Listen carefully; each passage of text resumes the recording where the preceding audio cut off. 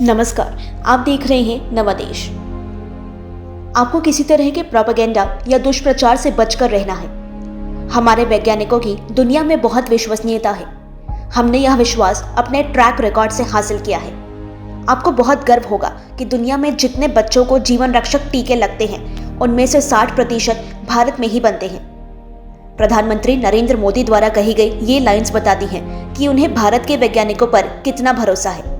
और प्रधानमंत्री नरेंद्र मोदी ने यह बातें तब कही थी जब भारत में कोरोना की वैक्सीन बनकर तैयार थी और वैक्सीन को लोगों के बीच पहुंचाए जाने की तैयारी हो रही थी। वहीं विपक्ष पूरी तरह से जोर लगा रहा था कि वैक्सीन की आड़ में सत्ता में बैठी मोदी सरकार को नीचा दिखाया जा सके। विपक्ष के बहुत से नेताओं ने स्वदेशी वैक्सीन के विरुद्ध बहुत कुछ कहा और कांग्रेस समेत विपक्ष के कुछ नेताओं ने यह भी कहा था कि प्रधानमंत्री को पहले खुद वैक्सीन लगवानी चाहिए थी। लेकिन प्रधानमंत्री मोदी ने देश की जनता के मन में देश के वैज्ञानिकों द्वारा बनाई गई वैक्सीन के प्रति विश्वास हमेशा बनाए रखा, जिसका नतीजा ये रहा कि अब बहुत जल्द कोरोना वैक्सीनेशन प्रोग्राम का दूसरा फेज शुरू हो जाएगा। पहले फेज का वैक्सीनेशन 16 जनवरी को शुरू हुआ था।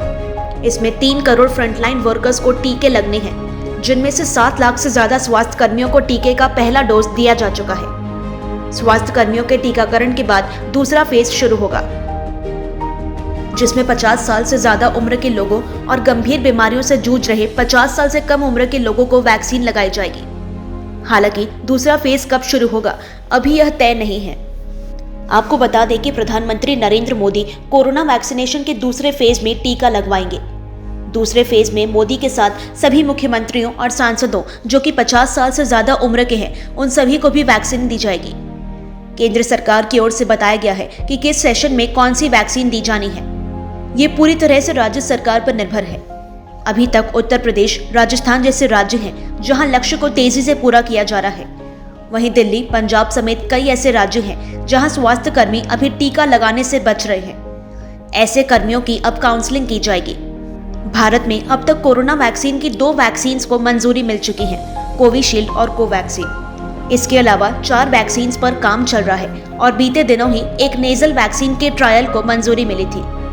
अगर भारत में कोरोना वायरस के खतरे को देखा जाए तो ये कम होता दिखाई दे रहा है। करीब 8 महीने के बाद मौत का आंकड़ा कम हुआ है।